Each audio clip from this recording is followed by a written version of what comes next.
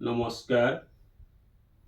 मु कार्तिक चंद्र पंडा भद्रक आपण मानक निकटरे मोर स्वरचित कविताटी आवृत्ति करने को जाऊँगी।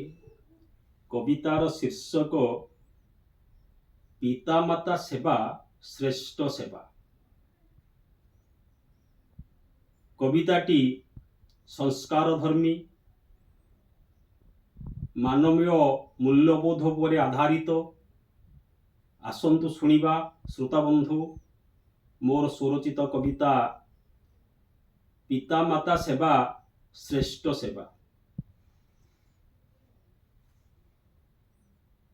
देवा देवी पूजा कर मना नहीं, घर ठाकुरंकु हेला कर नहीं। देवा देवी पूजा कर मना नहीं, घर ठाकुरंकु हेला कर नहीं।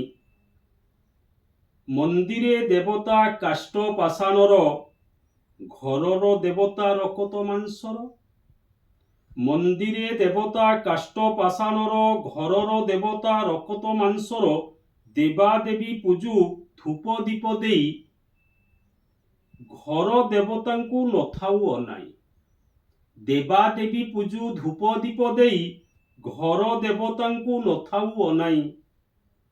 पाषाण देवता न मागी पांती, जीवंत देवता मागी न पांती। पाषाण देवता न मागी पांती, जीवंत देवता मागी न पांती। तांको पाखे भोग 16 प्रकार, पिता माता पाई अभाव आहार। निर्जीव देवता प्रति जेते भक्ति, काणीचाए रहू पिता माता प्रति।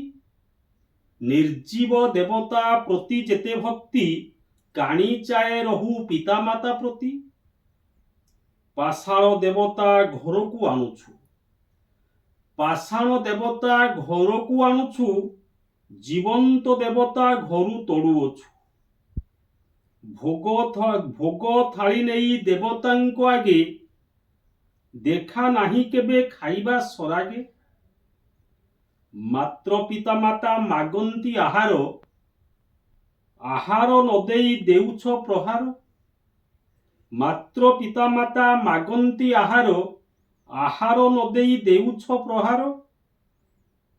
एहा कि अटई मनीष पणिया, एहा कि अटई मनीष पणिया। कहा पाई आमे समाज रे ठिया। केउ शास्त्रे नहीं यही परि उक्ति, पिता माता छाड़ी कर देवे भक्ति। केउ शास्त्रे नहीं यही परि उक्ति, पिता माता छाड़ी कर देवे भक्ति। पिता माता भक्ति जेउ पुत्र करे, पिता माता भक्ति जेउ पुत्र करे। देव आशीर्वाद थाए तार सिरे।